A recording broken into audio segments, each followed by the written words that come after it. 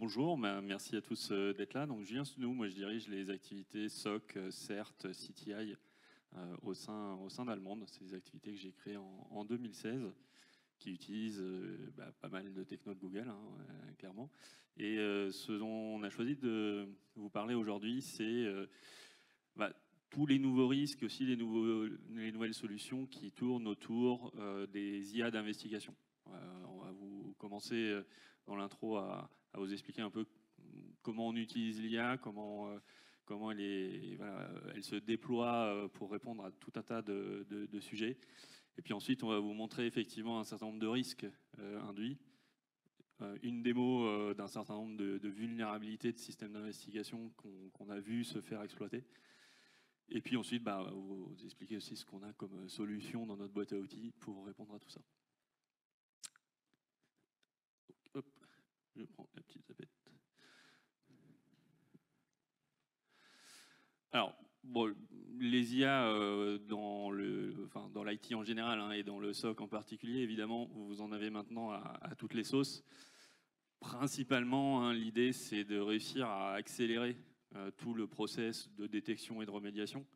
Parce qu'évidemment, en face de nous, on a des adversaires qui mettent pas mal de rythme, qui eux aussi innovent, automatisent un certain nombre de choses. Et donc, effectivement, pour être efficace, il faut qu'on soit en capacité de réagir le plus machine speed possible, on va dire. Et effectivement, l'IA apporte pas mal de solutions dans cette logique de réduire le mean time to response. Et puis aussi, bien sûr, d'opérer à coût constant. On n'a pas des budgets extensibles, de quelque côté de la barrière qu'on soit. Et effectivement, répondre à de plus en plus de menaces, des systèmes d'information qui vivent, qui grossissent, sans faire péter les budgets. Effectivement, l'IA apporte pas mal de solutions qui permettent effectivement d'optimiser les coûts, de redéployer les ressources plus intelligemment. Et donc, tout ça se traduit par tout un tas de solutions techniques qui peuvent être des IA d'investigation autonome. On va faire plus le focus sur cette typologie d'IA dans la suite de la présentation. Après, vous avez tout un tas d'applications, machine learning, de chatbots, de RAG et autres, qui apportent un certain nombre de gains. Ça, c'est clair, mais c'est pas le focus d'aujourd'hui. Mais effectivement, vous en avez de plus en plus. Juste un petit schéma un peu sac de nouilles, j'en conviens complètement, qui vous explique en fait qu'il y a de l'IA déjà partout.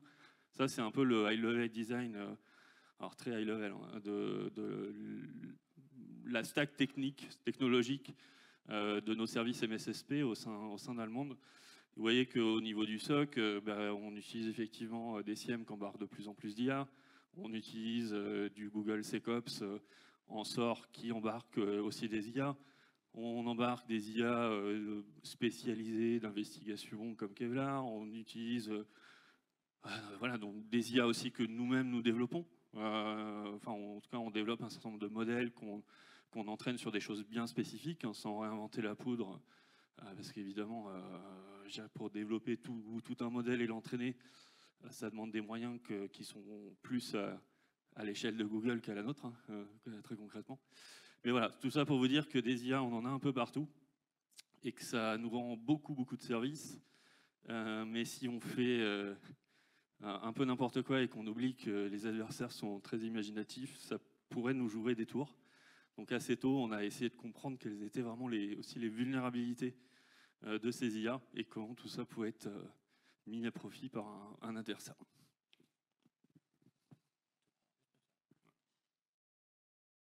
Donc avant qu'on aille plus en détail sur comment sécuriser l'IA, comment voir les exploitations, il est important de comprendre les risques lorsqu'on introduit de l'IA dans notre système d'information, que ce soit pour une application spécifique métier ou que ce soit dans ce use case-là pour de l'investigation au niveau du SOC. On va avoir différents risques qui vont être exposés de par l'utilisation de ces nouvelles technologies. Donc on va avoir tout ce qui est vol du modèle, ça peut être de la propriété intellectuelle importante. Quand on va avoir entraîné un modèle, on va vouloir garder sa propriété, donc on peut se le faire prendre, voler. On peut avoir tout ce qui est aussi data poisoning, donc c'est des types d'attaques où on va modifier les données d'entraînement qui vont permettre d'altérer le résultat généré par l'IA générative. Donc ça, c'est un autre type d'attaque. On va en voir plusieurs, mais c'est important, à travers ce slide, de comprendre qu'il y a différentes typologies d'attaques et que suivant l'utilisation que l'on va faire de l'AI, il y en a qui vont être plus ou moins simples à actionner. D'accord ? Et toutes ces informations, tous ces types d'attaques, bon, c'est des choses que nous, on a vues chez Google et qu'on a travaillé depuis quelques années. Petite parenthèse, hein, vous le savez sûrement, hein, Google, c'est aussi DeepMind. C'est une société qui fait beaucoup de recherches dans tout ce qui est AI. C'est une BU à part entière et qui innove de jour en jour et qui, en innovant, veut bien sûr proposer une AI responsable. Il n'y a pas que nous qui voyons ce type d'attaque, il y a l'OWASP aussi qui a catégorisé les attaques majeures d'IA, qui sont les plus répandues, en tout cas les plus simples à actionner. On va avoir tout ce qui est prompt injection et on va rentrer plus dans les détails au fur et à mesure de la présentation sur ce type d'attaque. On va avoir aussi au niveau de type d'attaque, c'est tout ce qui est sensitive data disclosure. C'est qu'on va interroger le modèle IA pour extraire de la data qui est potentiellement sensible. Bon, il y a des scénarios qui sont déjà produits. On va voir un exemple juste après. Et aussi, quand on fait de la générative AI, on va générer du contenu et potentiellement ce contenu, il ne va pas être propre, il ne va pas être sain et il va potentiellement donner des informations qu'on ne voudrait pas distribuer à l'extérieur et qui peuvent parfois atteindre la réputation d'une marque. Donc c'est pour ça que chez Google, en fait, on a lancé, alors c'était en 2023, un framework, un guide de bonnes pratiques. Lorsque vous lancez dans la mise à disposition de solutions à base de GenAI, quelles sont les bonnes pratiques à appliquer, le guide de conduite, en termes de sécurité pour vous assurer que vous avez bien mis les contrôles en place pour avoir une IA responsable et surtout sécurisée. Et ce SAFE, en fait, ce Secure AI Framework qui a été lancé, alors tout est documenté hein, sur les différents blogs de Google, on va vraiment s'insérer dans votre programme de sécurité que vous avez mis en place et on va l'adapter. Donc il va y avoir des assessments à faire par rapport à l'usage, aux nouveaux risques induits, que ce soit métier à l'utilisation de ces outils. Et on va adapter votre politique de sécurité pour prendre en compte tout le cycle de vie nécessaire à la mise à disposition d'une application AI. Que ce soit de l'entraînement des données, que ce soit de la mise à disposition de cet applicatif à l'extérieur, ou que ce soit aussi pour faire tout ce qui est red teaming, intégrer toutes ces informations dans les processus du SOC, parce que ça va être du nouveau risque, des nouveaux applicatifs. Donc comment est-ce qu'on va réagir si on a un souci de ce type-là, généré par les AI. Et c'est extrêmement important d'assembler une équipe dès le début qui vont prendre en compte les différents pans qu'on présente dans ce framework pour s'assurer qu'on a bien une réponse complète quand on va mettre en place ce type d'applicatif. Je ne vais pas aller plus loin, mais c'est important de comprendre d'où on vient. Et c'est un framework qui a été lancé en 2023. Et suite à ce lancement de framework aussi, ce qu'on a fait, c'est qu'on propose aussi sur notre site web un assessment que vous pouvez faire par rapport à l'application que vous avez déployée, savoir quels risques vous encourez et à quel niveau lorsque vous créez votre application GenAI. Donc on a sur la gauche toute la liste de risques que l'on peut avoir lorsque l'on introduit ce type d'applicatif. Ça va aussi bien porter sur tout ce qui est modèle création, donc la création du modèle, l'entraînement du modèle à partir des datas, ou à l'usage du modèle. Et à chaque fois, donc on a un workflow hein, pour bien sûr ces applications GenAI pour pouvoir entraîner les modèles, l'évaluation, ce genre de choses. On va vous proposer des contrôles à mettre en place. Alors ces contrôles, bien sûr, ils peuvent être assurés par des produits autres que ceux proposés par Google.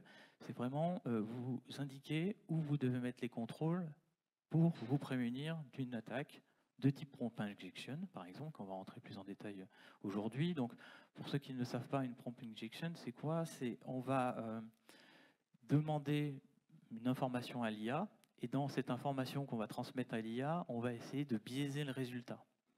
Donc, en biaisant le résultat, ce qui va se passer, c'est qu'on va pouvoir sortir des informations de cette IA qui n'aurait pas dû sortir. Donc, ça fait partie d'une attaque très répandue. On va vous montrer après comment est-ce qu'on peut s'en prémunir. Et cette attaque, en fait, en termes de contrôle, ce qu'on vous invite à faire, c'est de regarder tout ce qui rentre sur votre application GenAI, de voir s'il n'y a pas des patterns de prompt injection et de voir après en sortie, quand on donne le résultat à l'utilisateur ou à l'applicatif, est-ce qu'on n'a pas divulgué des informations ou est-ce qu'elle n'est pas utilisée aussi pour envoyer des liens de phishing ou ce genre de choses. Autre type d'attaque qui existe, c'est tout ce qui est sensitive data disclosure, où là, on va, à travers une interrogation AI, à travers le prompt, potentiellement envoyer des informations qui sont à caractère personnel, qui ne devraient pas fuiter. On peut, par exemple, si on a activé la découverte de plein d'informations dans le système d'information client qui va contenir des données RH, eh ben, on pourrait se retrouver à avoir ce type d'informations, des bulletins de paye en sortie. Donc c'est tout ce qu'on ne veut pas. Et donc ces contrôles doivent être faits aussi au niveau, là en tout cas, de l'output handling, donc une sorte de filtrage pour s'assurer qu'on n'a pas divulgué des informations à caractère personnel ou qui sont catégorisées ou classifiées comme confidentielles au sein de l'entreprise.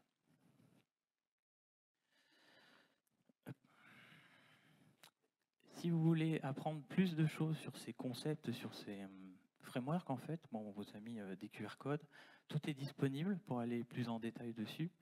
Et maintenant, on va aller un peu plus dans le concret.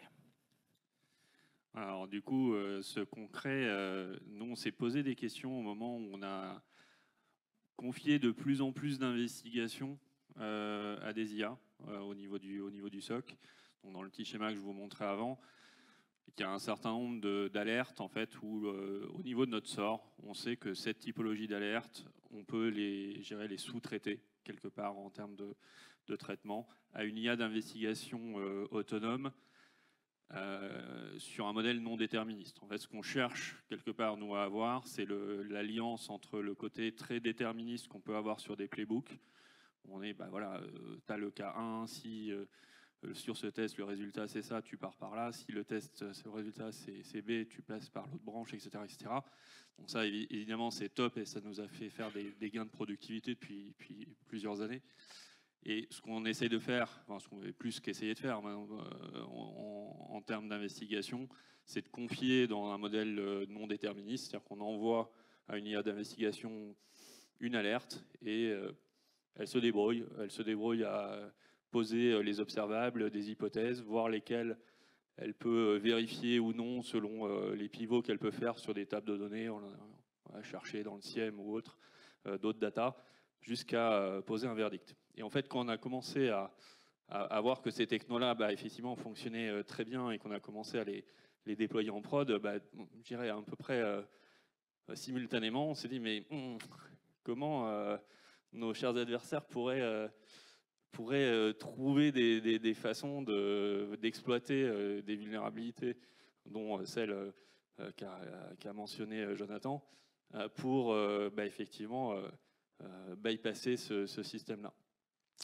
Donc on s'est posé pas mal de questions, on a essayé des choses, et on a essayé de voir aussi concrètement est-ce qu'il y avait dans tous nos clients, dans tous les logs, dans tous les alertes qu'on cherchait, est-ce qu'il y avait vraiment des tentatives d'exploitation qu'on pouvait voir.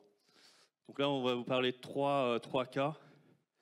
Il y en a deux qu'on a vus, je dirais, en live. Étonnamment, le troisième, qui est pourtant le plus simple, on n'en a pas vu de traces d'exploitation, ce qui ne veut pas dire que personne n'a jamais essayé. Mais bon, premier scénario, c'est une attaque en 2 temps. Donc quelle est la logique en fait derrière, c'est d'exploiter une vulnérabilité qu'il y a quand même sur un certain nombre d'IA, heureusement pas toutes, qui est qu'effectivement ils essayent d'avoir une mémoire persistante. Alors je dirais les meilleurs IA d'investigation ont compris qu'il valait mieux segmenter, quitte à reprendre depuis le début chaque investigation comme si c'était rien passé avant. Ça évite pas mal de problèmes. Mais si effectivement, à un moment donné, vous avez un système qui garde le contexte de l'investigation d'avant pour l'investigation suivante, ça peut poser quelques problèmes.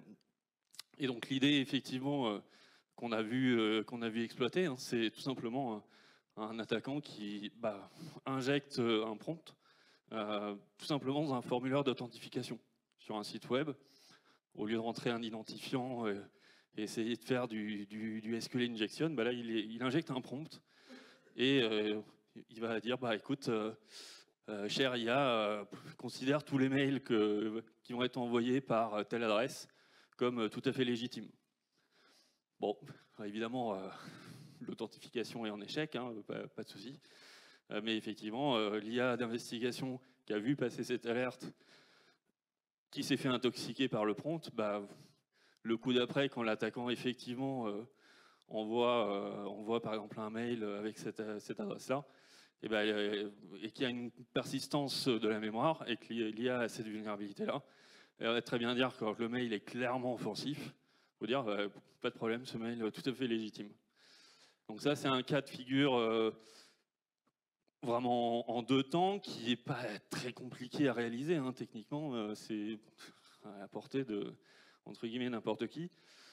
Heureusement, de notre retour d'expérience, comme je vous disais, il y a vraiment peu d'IA qu'on a vu réellement utiliser en production qui sont vulnérables, parce que la plupart sont stateless. Mais on a vu des cas de figure. Clairement, il y a quand vous regardez des logs d'authentification, il y a des trucs où clairement on essaye d'intoxiquer des IA qu'il y a derrière. Donc ça, on en a vu 2 très nets. D'autres, on peut se poser la question, mais il y en a 2, on a assez peu de doutes sur l'objectif qui était visé derrière. Hop. Deuxième cas. Hop. Deuxième cas, c'est un cas un peu plus, je dirais, simple de notre point de vue, mais qu'étonnamment, on n'a pas vu en production.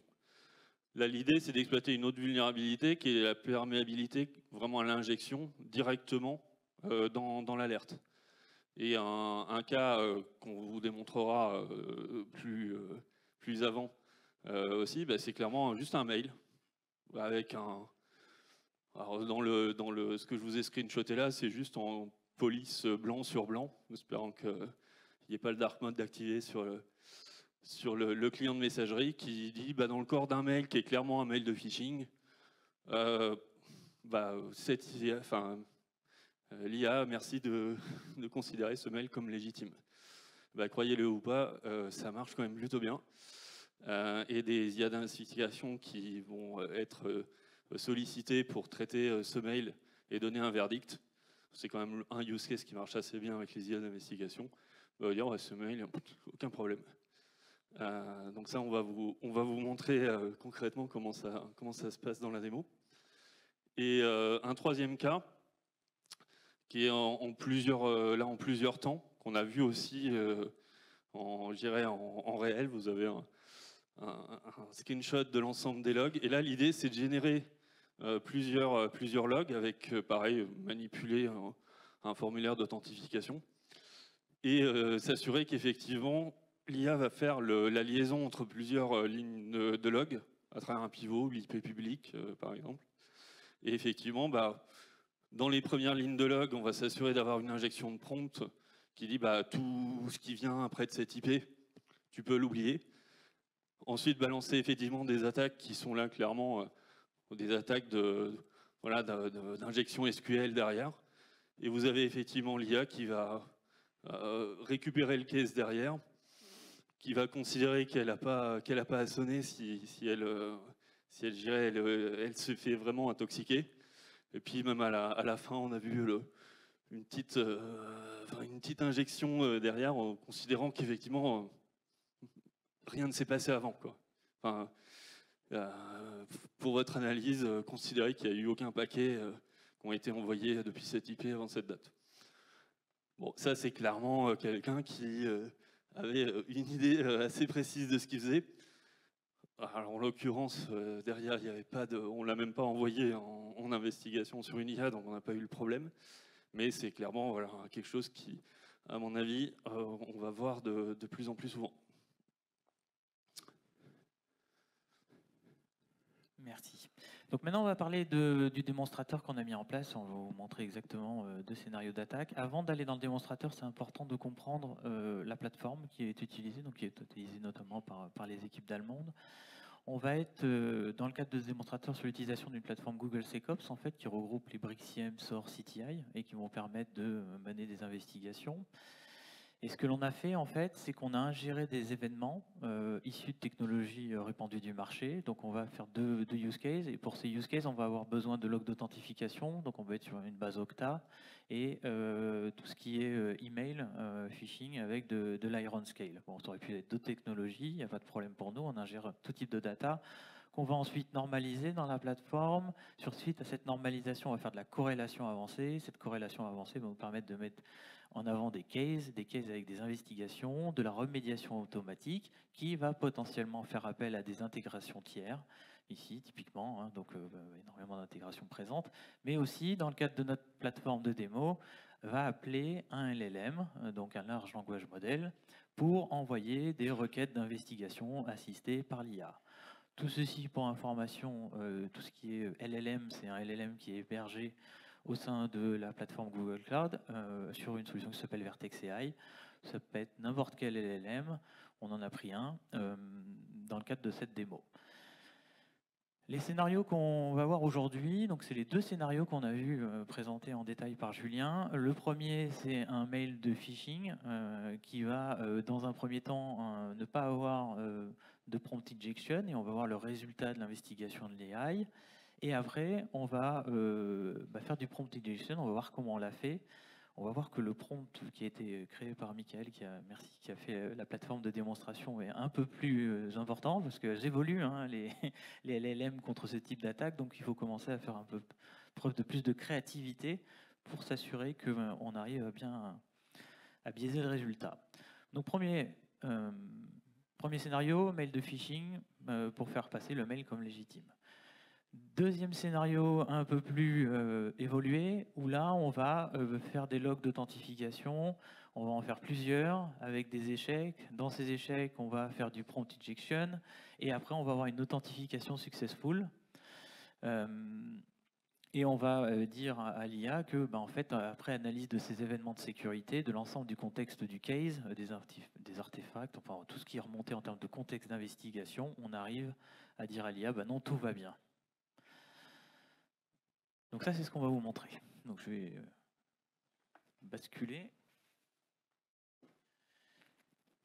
Alors, je ne sais pas s'il y a des questions pendant que je bascule. Il n'y a pas de souci, hein. Vous pouvez nous interrompre. Avec les spots, on ne voit pas forcément le fond de la salle. Donc si vous avez des questions, manifestez-vous énergiquement. Tout bon? Ok. Alors, là, vous êtes sur une plateforme Google SecOps. En fait, c'est une plateforme qui regroupe à la fois tout ce qui est activité d'investigation, de détection et de réponse au niveau du SOC. Donc, c'est un outil du SOC. Et dans le cadre de notre démo, ce qu'on a fait, c'est qu'on a généré des événements pour les deux use cases. Alors, le premier use case, donc ici, ce que vous voyez, c'est un case en fait. Donc c'est une investigation qui est initiée, qui est demandée à être initiée. Ce case va comporter donc un playbook qui va s'être exécuté. Donc ce playbook, bien sûr, on imagine et on le verra ensemble, qui va interroger l'IA d'investigation avec un certain nombre d'informations. On voit que ce case, en fait, il a 4 événements, 4 alertes qui ont été remontées. Donc on va avoir un événement de type email et après on va avoir des authentifications. Okay. Ce qui est important à comprendre, et ça c'est une des forces de la plateforme, c'est ce qu'on expliquait, c'est qu'on va avoir la capacité à rapprocher des événements qualifiés automatiquement et à pouvoir créer un arbre de relations pour qu'on puisse, si on fait une session, avoir tous les événements successifs qualifiés, tous les événements de sécurité qu'on peut envoyer à l'IA d'investigation. Et surtout, l'intérêt, c'est d'avoir une approche orientée menace pour s'assurer que ce ne soit pas 2 personnes différentes du SOC qui mènent l'analyse.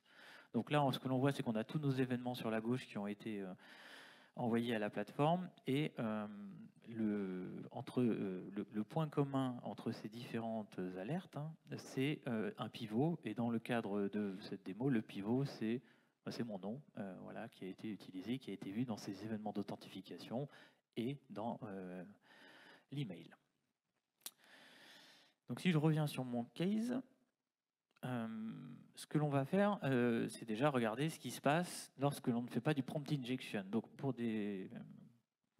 que ce soit visible, en fait, on a créé des widgets qui donnent la réponse directement du LLM qui a été faite après investigation. Donc, en gros, ce que l'on nous dit, c'est que l'email qu'on a envoyé, c'est potentiellement du phishing. Et pour information, l'email, je vais vous montrer. Donc, c'est un email assez standard, sauf que dedans, on me demande de cliquer sur un lien qui va vers un site malveillant, etc., etc. Une attaque de phishing assez simple. Donc ça, c'est le cas qui va bien. Là, on va commencer un peu à évoquer tout ce qui est prompt injection. Donc là, ce qu'on a fait, pareil, même playbook exécuté, sauf que Michael s'est un peu gratté les cheveux pour faire une injection de prompt. Donc on n'est pas juste sur 2 lignes, il y a vraiment tout un verbiage à utiliser. Et ce que vous voyez ici, là, tout ce texte, en fait, a été inséré dans l'email, en HTML, dans une div, une classe, en fait, non visible. Donc, c'est-à-dire que l'email, il a la même apparence. Il faut regarder le code HTML pour voir qu'on a cette injection prompt. Je vais vous montrer tout ça. Et résultat des courses, eh ben, on a réussi, en envoyant ce mail, en analyse, à avoir un legitimate email en retour. Donc là, on commence à se dire que il y a quand même des soucis potentiels et donc des attaques à éviter. Et ce qu'on a fait aussi, et là on va commencer à introduire des solutions, c'est qu'on a envoyé ce qu'on a vu précédemment, c'est tout ce qui était prompt injection, les contrôles à mettre en place, et on va faire des contrôles de ce que l'on a envoyé au LLM, de l'entrée et de la sortie. Et on va utiliser une solution qui s'appelle Model Armor chez Google, qui va protéger le LLM et voir s'il doit transmettre la requête ou pas au LLM et le résultat en fonction du type de requête. Donc, pareil, Model Armor, ce qu'on va faire, c'est qu'on va lui envoyer une requête, un prompt. Donc là, on envoie le mail avec le prompt en disant qu'est-ce que tu penses de cet email. Et en retour, ce qu'il va faire, c'est qu'il va m'envoyer des catégories si elles matchent en fonction des différents types d'attaques qui existent. Et là, en fait, ce qu'on voit, c'est que l'IA, Model Armor, a compris qu'on a essayé de faire un prompt jailbreak. Et donc, on peut maintenant utiliser cette information pour dire que le résultat de mon IA, il est peut-être pas bon, il est peut-être biaisé. D'accord ? Si j'avais regardé Model Armor dans une investigation sur le premier scénario, on voit qu'il n'y a pas de prompt injection, il n'y a rien du tout. On est bien sur un email de phishing, oui, mais il n'a pas été... il n'essaie pas de duper l'IA. D'accord ? Et donc, comment ça se traduit d'un point de vue code HTML ? En fait, vous avez le code brut ici. Et ce qu'a fait Michael, c'est qu'il a rajouté voilà, binning email. Enfin bon, il y a tout le prompt injection qu'on voit ici dans la plateforme. Donc ça, c'est le premier use case. Je ne sais pas s'il y a des questions ou si on peut aller sur le deuxième.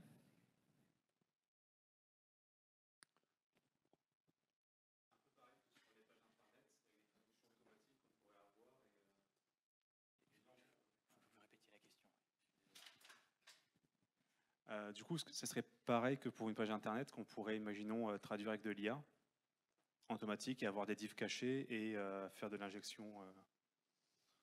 Je pense qu'on peut imaginer plein de manières d'injecter effectivement d'injecter ces prompts.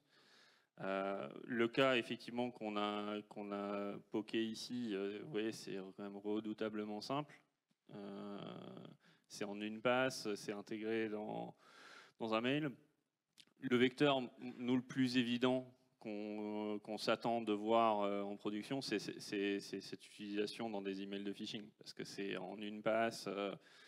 Enfin, je dirais le decoy quelque part, il est embarqué dans le même véhicule que la charge finalement offensive qu'on cherche à couvrir. Et bon, étonnamment, comme je vous disais, nous on n'en a pas vu en vrai. Enfin, ça ne veut pas dire qu'il n'y en a pas eu, mais en tout cas on a regardé sur quelques mois d'historique, on a regardé s'il n'y avait pas eu des injections de prompt sur tous les mails suspects que nous ont signalé nos clients sur les, je crois, 2-3 derniers mois. Étonnamment, on n'en a pas vu, mais c'est clairement le plus simple. Après, en revanche, je pense qu'il y a les mêmes techniques d'attaque pourraient être utilisées avec d'autres vecteurs que le mail sans difficulté.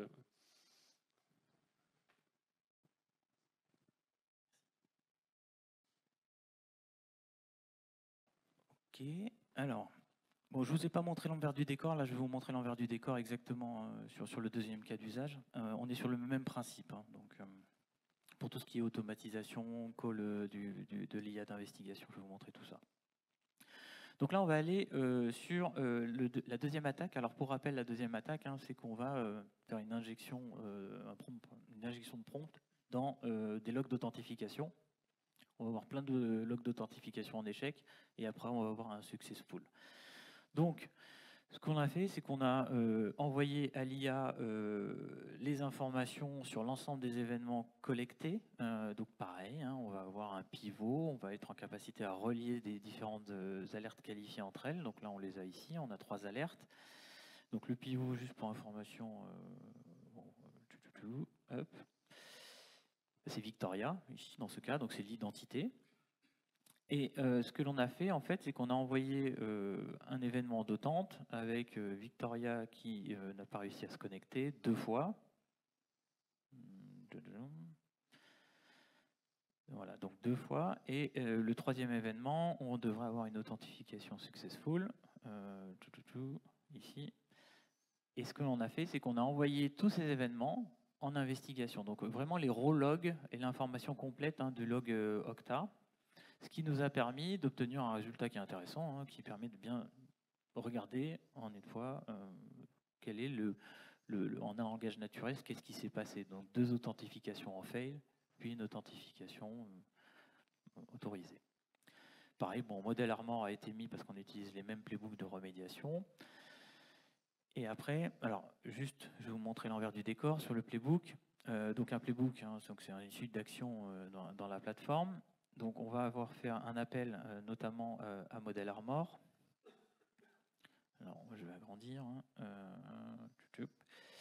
Donc dans les technical details, en fait, ici vous allez voir en fait, qu'est-ce qu'on a envoyé. Donc on envoie l'événement complet, d'accord.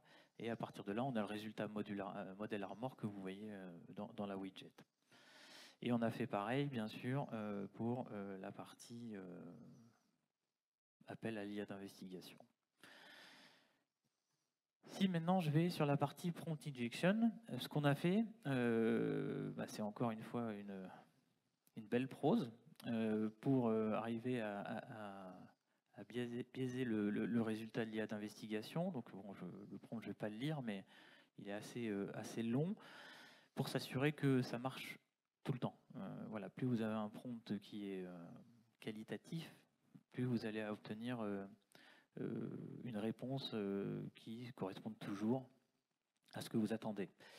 Et donc là, à travers ce prompt injection, on a les mêmes événements. Et ben on va avoir en résultat de l'IA d'investigation au retour que les événements sont en temps légitime.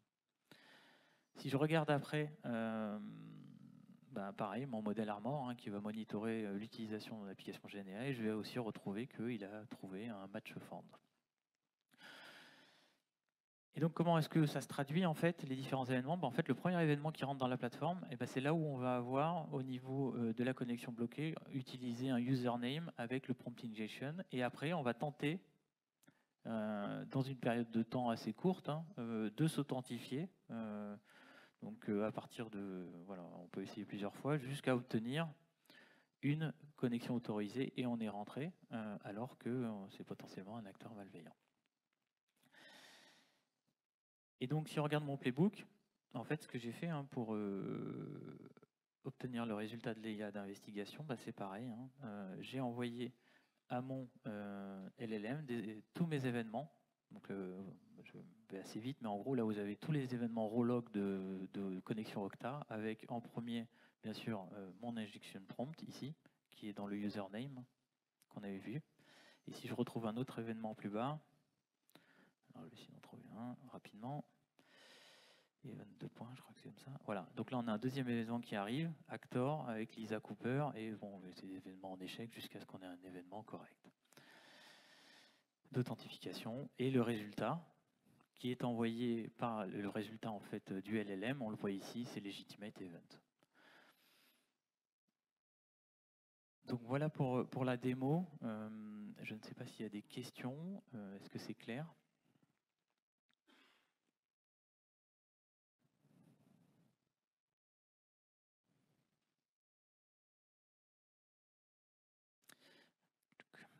Donc, ce qu'on a vu, c'est que c'était assez simple, en tout cas, enfin simple, il faut faire preuve de créativité, de berner une IA pour l'investigation. Et maintenant, comment on s'en prémunir de ce type de risque? En fait, tout ce que je vous ai évoqué au début de la présentation sur tout ce qui est Safe Secure AI Framework ou tout ce qui est le risk assessment, dans l'approche que l'on a, nous, sur Google Cloud, pour déployer des infrastructures et des applications GenAI, on va aussi proposer tout un tooling assisté pour sécuriser votre application de bout en bout. Et donc, on va protéger aussi bien les datas, en classifiant les datas automatiquement, faire de la reconnaissance de patterns. On va aussi sécuriser les modèles qui sont hébergés sur nos plateformes GCP avec Vertex AI qui a été utilisé dans le cadre de la démonstration. Protéger les applications et les infrastructures. C'est extrêmement important, on l'a évoqué tout au début, qu'on doit revoir les contrôles de sécurité qu'on met en place quand on met une application GenAI, et ils se déclinent sous ces 4 piliers. Et sous ces 4 piliers, en fait, on va proposer une solution intégrée, en fait, pour faire simple, qui s'appelle AI Protection et qui fait partie de notre solution Security Command Center, qui est une solution Synapse qui permet de protéger tous les workloads au sein de Google Cloud Platform et aussi des workloads hébergés sur d'autres cloud public providers. Et ce qu'on va proposer automatiquement dans cette plateforme, c'est la capacité déjà à faire un inventaire de toutes les applications GenAI et de tous les workloads AI qui tournent sur GCP, de pouvoir mettre en place des bonnes pratiques de configuration, analyser si on a des écarts, c'est tout ce qui est posture de sécurité, des drives de configuration, et aussi regarder toutes les menaces, détecter des menaces automatiquement à partir de marqueurs, si on a des IOC qui sont remontés parce qu'on analyse tous les événements, mais aussi tout ce qui est des attaques de type prompt injection, ce genre de choses. Et tout ceci va reposer sur un ensemble de features. Donc on ne va pas avoir le temps de toutes les voir. Mais en tout cas, on sera ravis de l'évoquer avec vous si vous voulez nous voir un peu plus tard sur nos stands respectifs. Mais tout ceci est géré nativement dans la solution Security Command Center.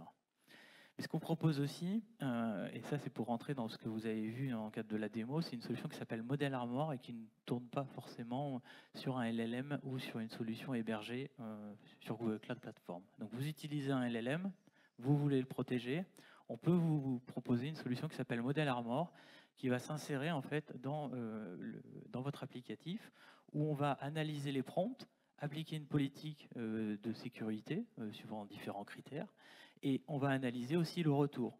Et ce qu'on va pouvoir faire, c'est empêcher la requête d'arriver à votre LLM, à votre application, ou aussi nettoyer s'il y a par exemple des exfiltrations de données personnelles dans la réponse du LLM, enlever ces informations. Et toutes ces informations, bien sûr, c'est de l'API, c'est des détections, c'est des findings, et c'est important de les intégrer dans un SOC pour pouvoir se prémunir de ces nouvelles menaces. Oui, effectivement, nous, on traite de plus en plus, on va dire, d'alertes qui viennent de ce type de sujet. Mais de manière générale, je vous invite, quand vous sollicitez, que ce soit des solutions techno ou des MSSP, à poser effectivement les questions sur comment ils vont gérer la sécurité de toutes les IA qu'ils utilisent, qui sont potentiellement vulnérables. Certaines le sont, d'autres moins. D'autres ont fait des investissements avec des solutions quelque part de firewalling des entrées et des sorties, comme expliquait Jonathan, qui font que effectivement ça se passe bien. Mais dans un certain nombre de cas, ça peut plutôt très mal se passer et de façon silencieuse, puisque vous avez vu que la plupart des exploitations de ces vulnérabilités-là, c'est pour faire passer sous le radar la réelle charge offensive et faire en sorte qu'effectivement la détection soit mise complètement KO, et ça en profondeur. C'est-à-dire qu'il n'y a pas, tout ce qu'on vous a montré, c'est pas rocket science en termes d'offensif, loin de là. Donc voilà, je challenger les acteurs avec qui vous souhaitez travailler pour voir comment ils prennent en compte ces problématiques, puisqu'on peut faire un pari on verra ces usages offensifs se déployer de plus en plus. Et du coup, si vous voulez en discuter, alors évidemment, on a, je pense, encore 5 minutes pour des questions que je vous invite à poser. Maintenant, si il vous en reste en réserve, n'hésitez pas à venir nous voir. On est là toute la journée et demain également. Moi, je suis sur le stand A5, le stand allemande, et Jonathan sur le F27. Voilà. Avez-vous des questions ?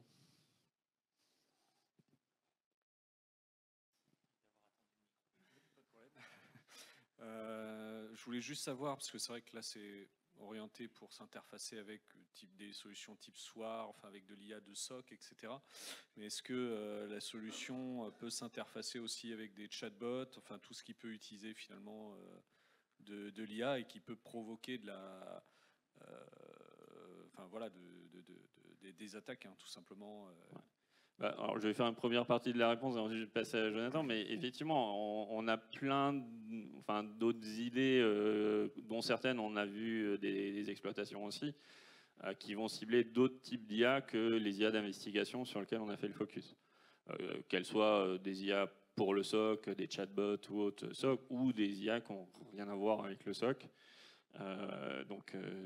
Oui, les vulnérabilités dont on parle, elles sont présentes sur à peu près tous les systèmes d'IA, et on peut imaginer d'exploiter ces vulnérabilités de plein de façons différentes. Nos équipes offensives sont assez inventives. Nous, on peut l'être aussi, même si on est plutôt côté défense. Et les solutions techno, je pense que Jonathan, tu peux en parler. Avec plein de choses, du coup. Ouais. Non, mais juste, oui, c'est compatible avec plein de choses. Et en fait, quand vous allez exposer un chatbot ou une application générative AI, quelle qu'elle soit, c'est important de penser à la sécuriser. Parce que vous allez penser offrir un service additionnel à vos utilisateurs de vos services, mais ils peuvent nuire à votre réputation. Donc, on ne voudrait pas qu'un chatbot, si vous êtes restaurateur, on va dire ça, qui vous conseille d'aller à la concurrence.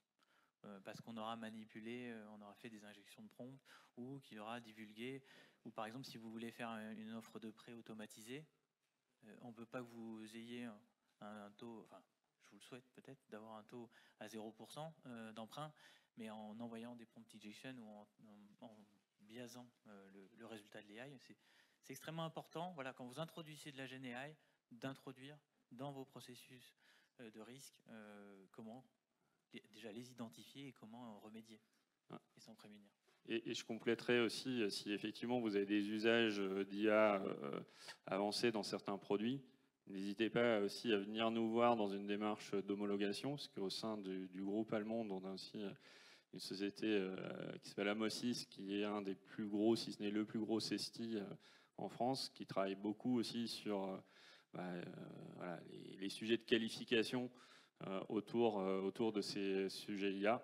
Et effectivement, il y a aussi une réponse, il y a des réponses techno-produits dont Jonathan vient de parler, mais il y a aussi des réponses, on va dire, de tampons d'un certain niveau de confiance, même si les frameworks, Jonathan vous en a présenté un, après en termes d'homologation, il y a encore un peu de boulot, mais en tout cas, c'est un sujet sur lequel il faut avancer assez vite, et sur lequel je vous invite, quand il y a vraiment un sujet d'IA, soit dans une solution que vous développez vous ou qu'un partenaire développe pour vous, de regarder ces sujets en termes d'homologation derrière.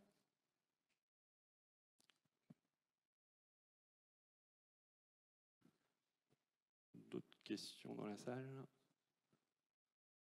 Bon, en timing, il nous reste 1 minute, on est bien. 1 minute pour dire qu'on répond à toutes les questions sur nos stands. Vous n'hésitez pas à nous voir, venir nous voir, ce sera avec plaisir. Et merci. Merci à tous.